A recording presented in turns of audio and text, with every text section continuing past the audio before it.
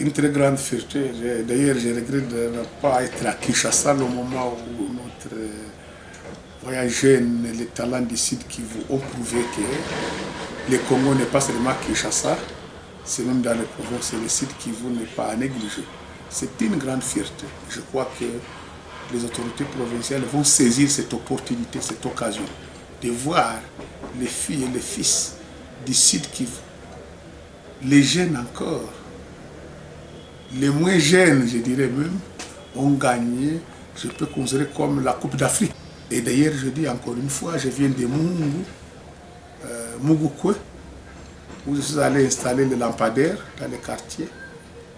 Il faut qu'aujourd'hui les autorités prennent en compte vite, commencer à préparer les terrains, en regardant la route de l'entrée des marchés de Nyawera, pour que les gens de FIFA qui viendront ici à Bukavu, on puisse les proposer 3 terrains. Les terrains de Mugukwe, les terrains de Kadutu, de Funu et les terrains de Nyakavogo. Donc, c'est parmi les 3 terrains qui sont au centre-ville qui peuvent être aménagés. Vous savez, les standards et les normes d'un terrain au niveau mondial, ça coûte au moins dans les 20 à 15 millions minimum. Les terrains de Kindu au Maniema, ça coûte plus de 15 millions.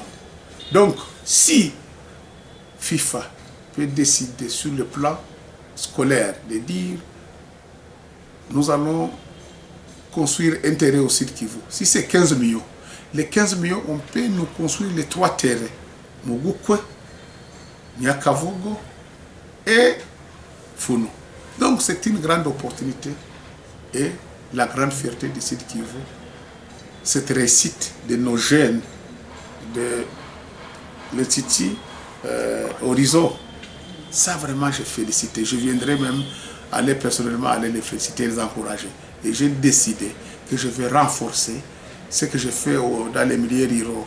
Partout où je passe à Walungu, j'ai distribué des ballons et des varaises dans des écoles.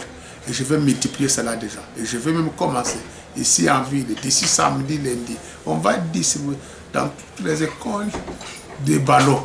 Ça me coûte rien, c'est un geste symbolique. Le ballon c'est 10 $, 12 $, 15 $. Je vais donner les 15 à 10 $ un ballon dans une école, mais je sais que ça peut jouer un rôle important. Vous donnez une balle, mais demain ou après-demain, vous pouvez sortir dans cette école un génie en sport. Peut-être le Pelé sortira de Bukavu. D'ailleurs, je regrette que dans la ville de Bukavu et la province de Sud Kivu, on ne pense pas à cela. Moi-même, j'ai déjà commencé comme député. J'ai construit un terrain à Kachanja, qui est au standard, aux normes internationales, les aires de jeu, un terrain avec pelouse et des poteaux.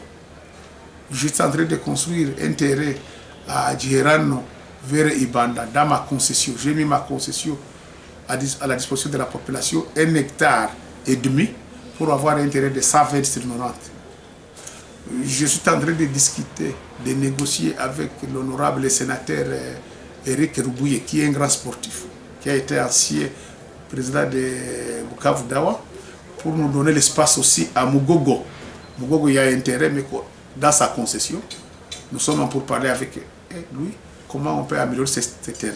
Ce terrain peut même être utile pour la ville de Bukavu, parce que nous sommes à 25 km de la ville de Bukavu.